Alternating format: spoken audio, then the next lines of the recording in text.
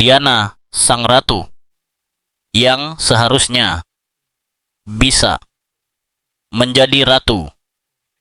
Kebenaran yang dibungkam di balik panorama, manipulasi media, dan pengkhianatan yang mengubah sejarah. Selama beberapa dekade, dunia mengira mereka mengenal Diana, Putri Wales. Mereka melihatnya menangis di depan umum, tersenyum di hadapan banyak orang, dan berbicara dengan kejujuran yang memecah tradisi keluarga kerajaan Inggris. Tetapi, di balik citra-citra itu, di balik senyum yang dipersiapkan, air mata yang ditayangkan di televisi, dan kerapuhan yang tampak, terdapat sosok yang jauh lebih kompleks, kokoh, dan kuat. Diana bukan hanya figur kerajaan yang memiliki kedudukan yang cukup tinggi. Bagi banyak orang, ia ditakdirkan untuk menjadi ratu berikutnya. Dan menurut mereka yang mengenalnya dari dalam, tidaklah berlebihan untuk berpikir bahwa takdir ini bisa terwujud. Namun, sebuah kebenaran yang terpendam telah menunggu lebih dari 30 tahun untuk sepenuhnya terungkap. Sebuah kebenaran yang tidak hanya berbicara tentang wawancara televisi yang kontroversial, tetapi juga tentang serangkaian penipuan, manipulasi, dan pengkhianatan yang dibangun dengan cermat yang secara permanen mengubah jalannya sejarah monarki Inggris dan selamanya menandai kehidupan putra-putranya, William dan Harry. Tanggal 20 November ini menandai 3 dekade sejak wawancara bersejarah dan menghancurkan antara Diana dan program panorama BBC. Jutaan orang menonton wawancara itu dengan keyakinan bahwa mereka menyaksikan tindakan keberanian dan kejujuran. Yang tidak diketahui siapapun saat itu adalah bahwa landasan di bawah kaki sang putri telah dirusak sebelumnya menggunakan metode yang sangat mengganggu saat ini.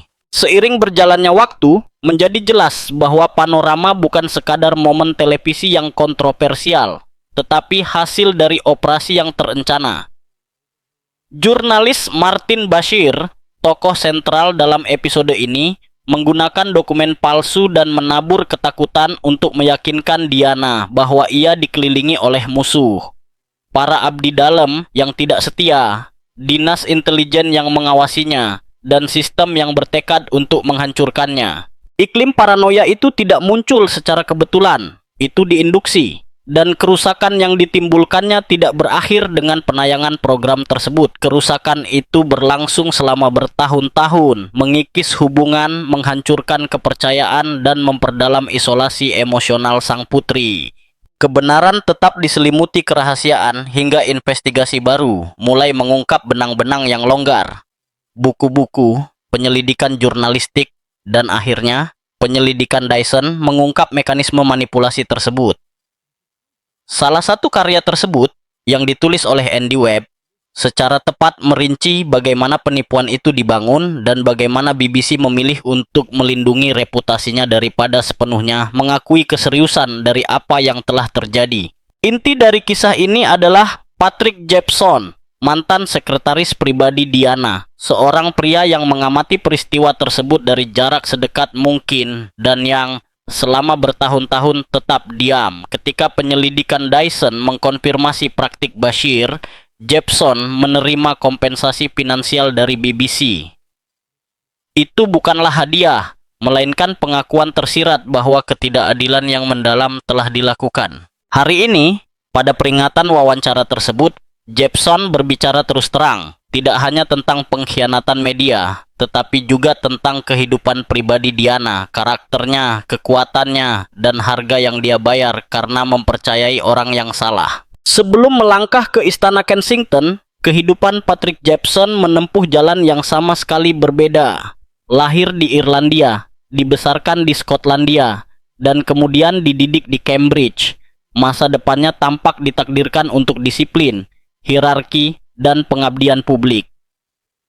Angkatan Laut Kerajaan Inggris adalah rumahnya selama bertahun-tahun.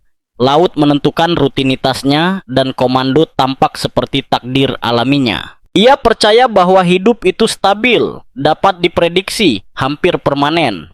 Hingga sebuah kesempatan yang tidak biasa dan mustahil muncul. Sangat sedikit perwira yang dianggap layak untuk bertugas sebagai ajudan militer keluarga kerajaan. Dan ketika namanya muncul sebagai kandidat potensial untuk bekerja dengan Putri Diana, ia sendiri berpikir itu tidak akan menghasilkan apa-apa. Bahkan, ia diberitahu secara jujur bahwa ia tidak sesuai dengan profil yang diharapkan. Ia menerima penolakan itu dan melanjutkan hidupnya. Kemudian, tanpa diduga, sebuah undangan datang. Tiba-tiba, ia mendapati dirinya berjalan menuju Istana Kensington untuk makan siang dengan wanita paling terkenal di dunia. Pertemuan itu tidak kaku atau formal. Pertemuan itu manusiawi, santai, dan mengejutkan. Jepson tidak mengharapkan apapun, dan ketiadaan harapan itu memungkinkannya untuk menjadi dirinya sendiri. Tak lama kemudian, ia menerima tawaran resmi dan menjadi ajudan Diana. Selama 2 tahun, ia bekerja di sisinya, menyaksikan tontonan publik dan ketegangan pribadi yang mendefinisikan kehidupan sehari-hari mereka. Ketika posisi itu akan berakhir, masuk akal bagi Jepson untuk kembali ke Angkatan Laut. Tetapi kehidupan Diana sudah berubah secara permanen. Pernikahannya sedang hancur, keinginannya untuk mandiri semakin besar, dan ia ingin mengambil kendali atas kantornya sendiri. Ia memintanya untuk tetap tinggal, meninggalkan Angkatan Laut, dan membantunya membangun babak baru. Bekerja untuk Diana bukanlah dongeng. Ia hangat, lucu, dan memiliki tawa yang menular, tetapi ia juga menuntut dan teliti. Jepson bersikeras bahwa ini bukanlah kekejaman, melainkan profesionalisme. Diana sepenuhnya memahami peran yang dimainkannya. Ia tahu bahwa orang-orang menunggu berjam-jam hanya untuk melihatnya selama beberapa detik dan menolak untuk mengecewakan mereka. Ia mampu beralih dari kedekatan emosional yang tulus ke jarak aristokratis yang sempurna dalam sekejap. Ia menghibur, mendengarkan, dan sekaligus memerintah dengan otoritas. Keseimbangan ini mendefinisikan kekuatannya, terutama ketika tekanan meningkat dan serangan eksternal semakin intensif. Ada satu ikatan yang tidak pernah putus, kepercayaan Diana pada Jepson. Tetapi kepercayaan itu akan diuji dengan cara yang tidak pernah diduga siapapun. Banyak yang bertanya-tanya apakah Diana benar-benar menikmati perannya di dunia nyata. Pertanyaan itu tampak sederhana, tetapi mereka yang mengenalnya tahu bahwa tidak ada jawaban yang mudah. Ada saat-saat kesedihan yang mendalam, dan tidak seorang pun dapat menyangkal bahwa ia memiliki alasan untuk merasa seperti itu. Namun ia tidak memiliki kesabaran untuk mengasihani diri sendiri, baik pada orang lain maupun pada dirinya sendiri. Yang benar-benar memberinya energi adalah pekerjaan. Ketika hari-harinya memiliki struktur, tujuan, dan arah, sesuatu menyala di dalam dirinya. Ia berubah ketika ia dapat mengubah rasa sakitnya sendiri menjadi kelegaan bagi orang lain, mengunjungi rumah sakit, menggenggam tangan, mendengarkan tanpa menghakimi. Momen-momen ini sangat penting. Seringkali ia baru menyadari bahwa ia telah bahagia setelah itu berlalu. Orang-orang di sekitarnya sepakat bahwa Diana berkembang ketika hidupnya terstruktur dengan disiplin dan rasa tanggung jawab.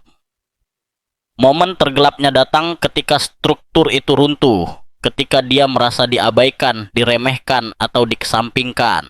Dari luar, kehidupan kerajaan tampak sibuk, tetapi kenyataannya lebih kompleks. Anggota keluarga kerajaan tidak selalu sibuk. Meskipun demikian, mereka yang melayani mereka mengamati pola yang jelas. Mereka paling merasa puas ketika aktif terlibat dalam peran publik mereka. Pertanyaan tentang kebahagiaan ini menjadi lebih kompleks di akhir tahun 1980-an, ketika pernikahan Diana perlahan hancur.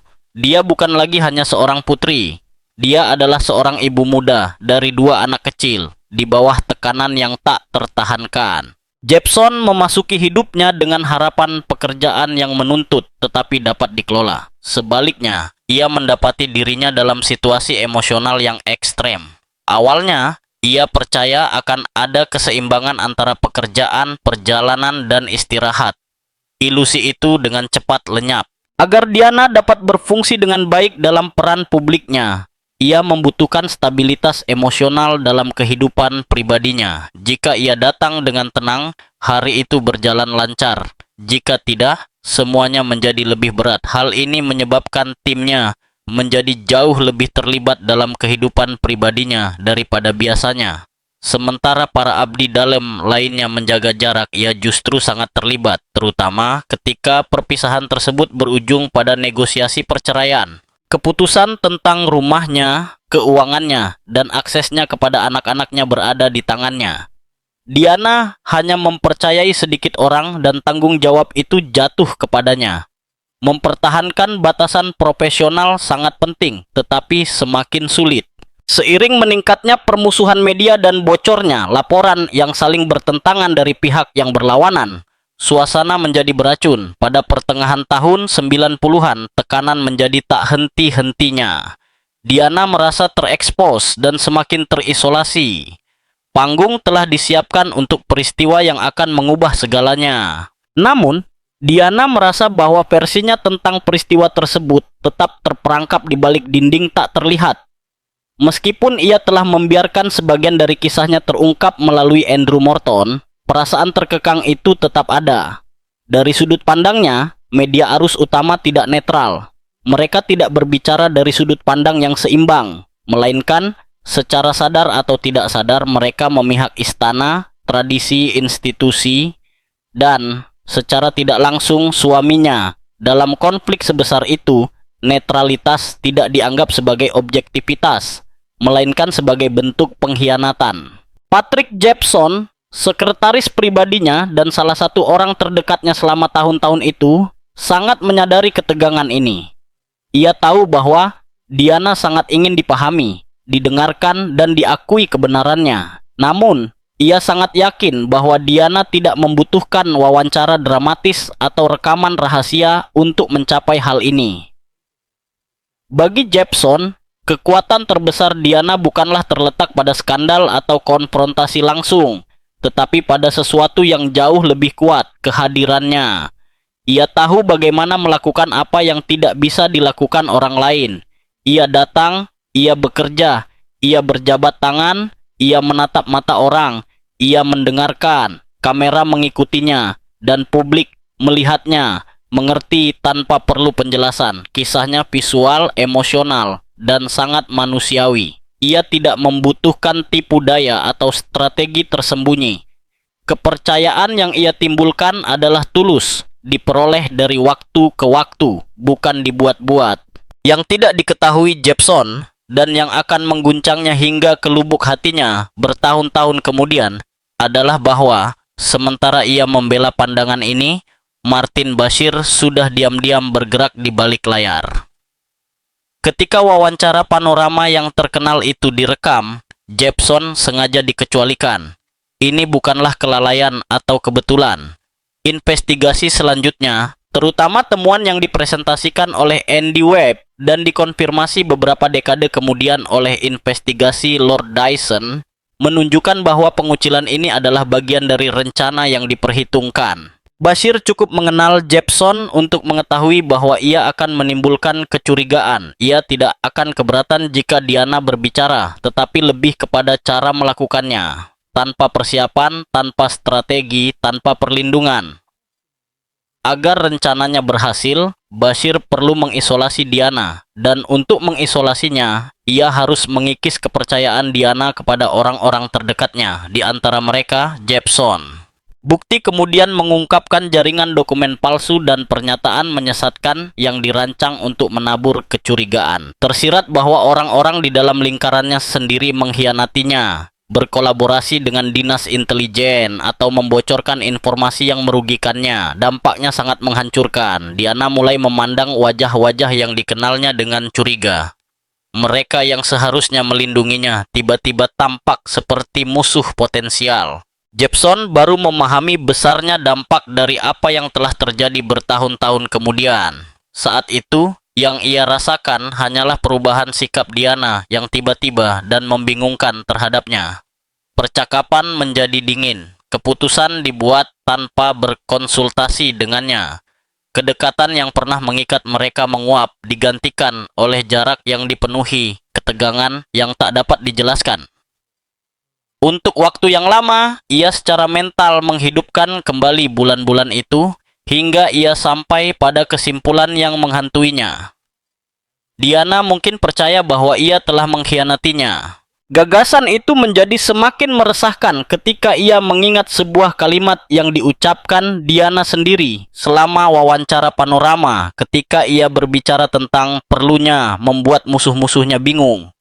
Mendengar kata-kata itu kemudian Jepson tidak bisa tidak bertanya-tanya apakah Diana telah menganggapnya sebagai salah satu musuhnya. Jika demikian, semuanya masuk akal, keheningan, menjauhkan diri, dan runtuhnya kepercayaan. Setelah bertahun-tahun bekerja bersama, melewati masa-masa baik dan buruk, ini adalah satu-satunya krisis yang tidak dapat mereka atasi. Jepson menghadapi keputusan yang mustahil. Ia tidak dapat menghadapinya tanpa bukti. Ia tidak dapat menuduhnya melakukan perlakuan tidak adil secara profesional tanpa menghancurkan ikatan yang mereka berdua andalkan. Dan dia tidak bisa terus bekerja di lingkungan di mana kepercayaan telah lenyap. Jadi dia melakukan satu-satunya hal yang menurutnya mungkin. Dia mengundurkan diri. Dia mengatakan kepadanya bahwa hubungan kerja mereka telah berakhir, meskipun dia sendiri tidak sepenuhnya mengerti mengapa.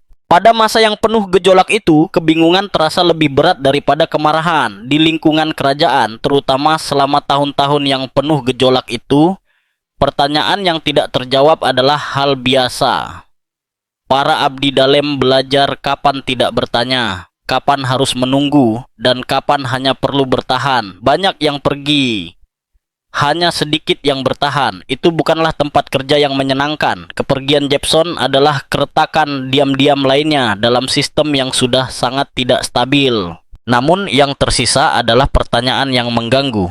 Bagaimana jika... Jepson bahkan menyarankan bahwa Diana mungkin tidak akan meninggal jika dia berada di sisinya pada saat itu. Apakah ketidakhadirannya hanya kebetulan atau bagian yang hilang dalam teka-teki yang jauh lebih gelap?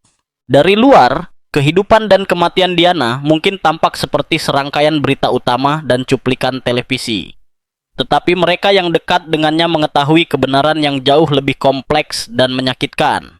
25 tahun setelah wawancara panorama, investigasi Lord Dyson mengungkap lapisan manipulasi dan penipuan yang mengelilinginya. Dokumen palsu, taktik yang dirancang untuk mengisolasinya, dan penutupan institusional oleh BBC. Bagi mereka yang bekerja dengannya, itu adalah sebuah pengungkapan yang mengejutkan sekaligus surrealis.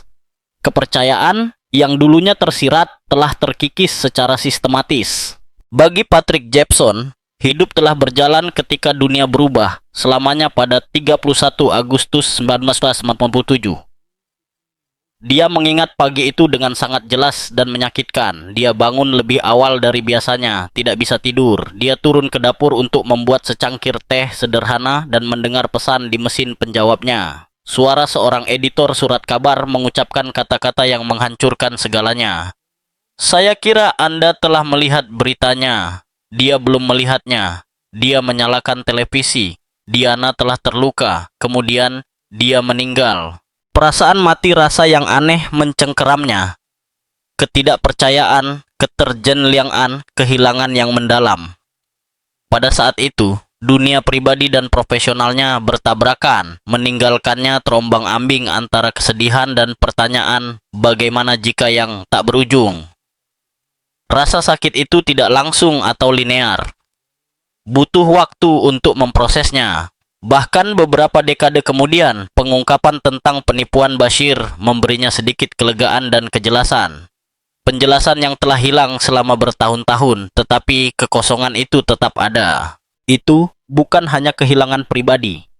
Gelombang kejut mencapai monarki, keluarga kerajaan, seluruh bangsa, dan bahkan kerangka konstitusional yang mengelilingi lembaga tersebut.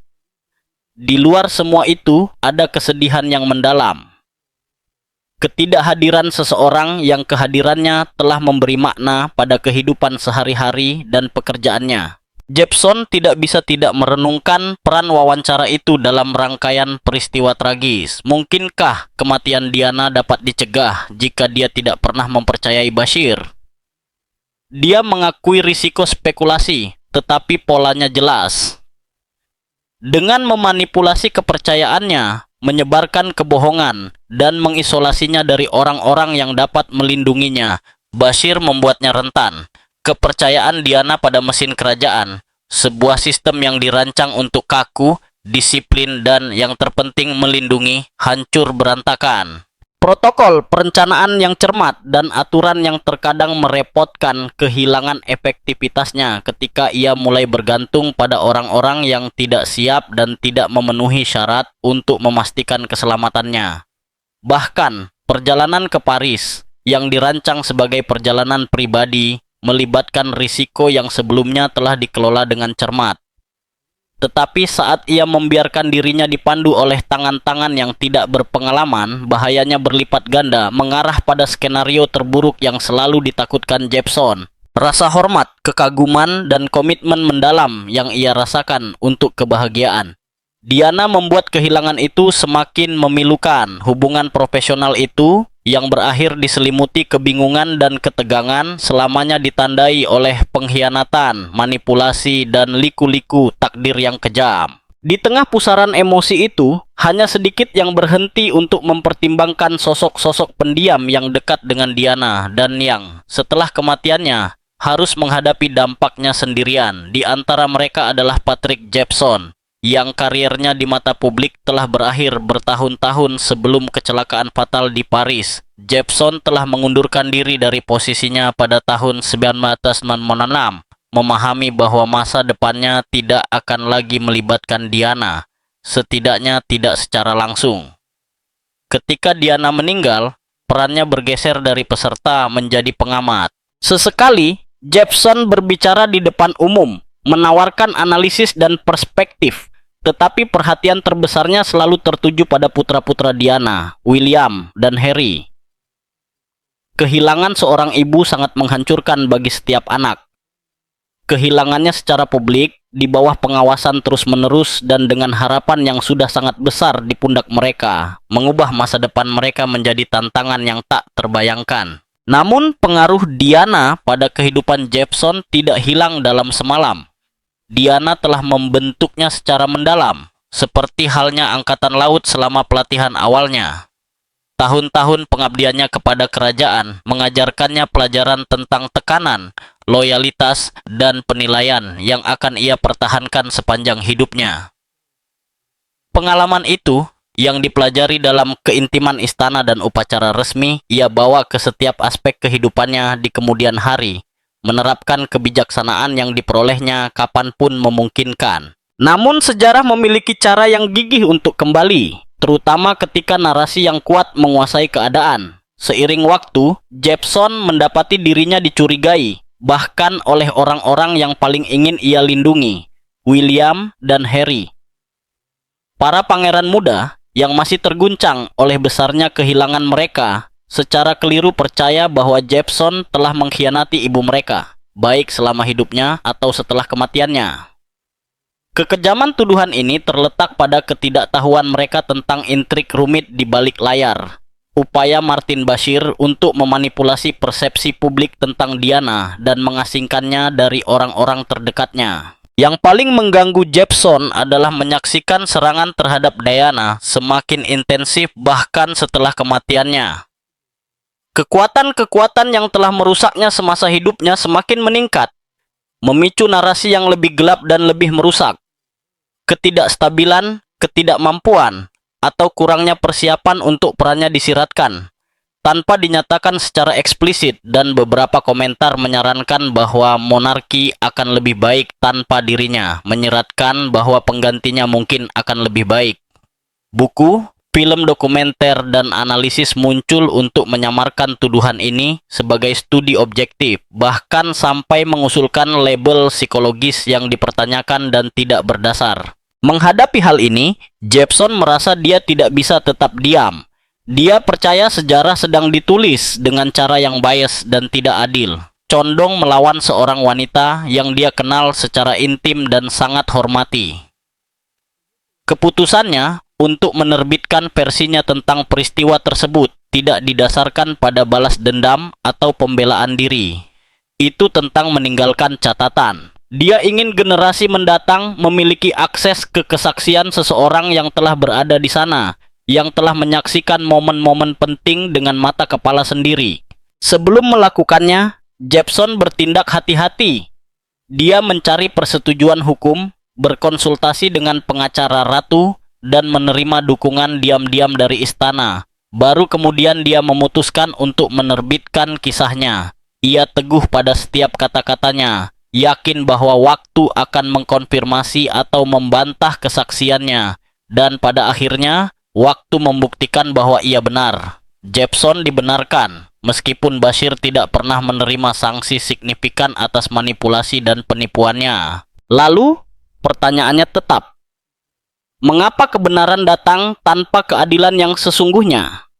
Siapa yang memutuskan bahwa itu sudah cukup? Pada tahun 2022, ketika Patrick Jepson akhirnya menerima penyelesaian yang substansial dari BBC, itu bukan hanya tentang ganti rugi pribadi. Itu juga merupakan kesempatan untuk menghormati kenangan Diana dengan cara yang bermakna. Ia memilih untuk menyumbangkan kompensasi tersebut kepada Tevan Children's Hospice, sebuah organisasi yang didukung Diana, mengubah babak yang menyakitkan menjadi sesuatu yang positif dan abadi. Panti perawatan tersebut menggunakan dana tersebut untuk menciptakan tempat perlindungan, tempat kedamaian dan kenyamanan bagi keluarga anak-anak yang sakit parah. Sebuah penghormatan abadi atas kasih sayang yang dipromosikan Diana sejak awal. Bagi Jepson, penyelesaian dengan BBC merupakan perhitungan yang telah lama ditunggu-tunggu, tetapi bukan saatnya untuk mengasihani diri sendiri. Merenungkan 25 tahun sejak pengkhianatan Panorama, ia menekankan rasa syukur atas hidupnya, atas mereka yang mencintai dan mendukungnya, dan atas kebaikan tak terduga yang telah menopangnya. Pengalaman itu, meskipun menyakitkan, memberinya perspektif. Alih-alih larut dalam kemarahan atau penyesalan, ia memilih untuk menyalurkan energinya untuk melestarikan warisan Diana, memastikan bahwa sejarah mengingat wanita yang dikenalnya, kompleks, cakap, dan jauh lebih dari sekadar citra sederhana yang disebarkan oleh media. Namun, bayang-bayang Martin Bashir tetap ada. Terlepas dari kerusakan yang tak terhitung yang ditimbulkannya, konsekuensi baginya sangat minim. Yang mengejutkan, Bashir kembali ke BBC pada tahun 2016 sebagai editor agama, sebuah contoh nyata dari minimnya akuntabilitas yang diterapkan dalam kasusnya. Keluhan yang diajukan oleh Earl Spencer diabaikan, memungkinkan Bashir untuk menghindari pengawasan selama beberapa dekade. Hanya melalui kerja investigasi Andy Webb yang tak kenal lelah kebenaran terungkap, menyingkap lapisan-lapisan penipuan dan membantu mengoreksi catatan sejarah. Jepson mengakui peran penting Webb dalam memberikan penutupan bagi mereka yang terkena dampak. Bahkan setelah pengungkapan ini, fokus Jepson tetap pada menemukan hasil positif daripada berlarut-larut dalam kebencian yang masih ada. Tindakan Bashir, betapapun merugikannya, dinilai oleh orang lain. Bagi Jepson, prioritasnya adalah kebenaran tentang kehidupan dan pencapaian Diana. Perannya sebagai anggota kerajaan jauh lebih dari sekadar simbolis. Dia bukan sekadar putri sedih atau sosok dermawan yang digambarkan dalam foto dan upacara publik. Diana adalah sosok yang tangguh, sangat cocok untuk monarki dengan kecerdasan, keanggunan, dan kualitas kepemimpinan yang tidak pernah sepenuhnya disaksikan dunia. Setiap tantangan yang dihadapinya, setiap harapan publik yang dipenuhinya, menunjukkan kedalaman karakter dan pandangan jauh ke depan yang tetap tersembunyi di balik distorsi media. Jepson merenungkan peluang yang dilewatkan Diana karena kebohongan dan manipulasi di sekitarnya. Putra-putranya, William dan Harry, kehilangan kesempatan untuk melihat langsung bagaimana ibunya menangani tanggung jawab kerajaannya dengan bijaksana dan kuat. Pengkhianatan program Panorama tidak hanya memengaruhi Diana secara pribadi, tetapi juga membentuk narasi publik, menolak akses putra-putranya ke esensi sejati ibu mereka. Terlepas dari ketidakadilan tersebut, Jepson menekankan bahwa kisah Diana yang dulunya tersembunyi, kini sedang dipulihkan. Suara dan tindakannya didokumentasikan untuk generasi mendatang. Di luar tragedi dan penipuan, Diana memiliki visi, ambisi, dan tekad yang luar biasa untuk monarki. Kecerdasan, pengaruh, dan warisannya diremehkan selama beberapa dekade. Terlalu lama citra populer Diana menggambarkannya sebagai sosok yang rapuh, terseret oleh keadaan, terjebak dalam pusaran di luar kendalinya. Tetapi mereka yang bekerja bersamanya, yang melihatnya setiap hari di balik tembok istana, menceritakan kisah yang berbeda.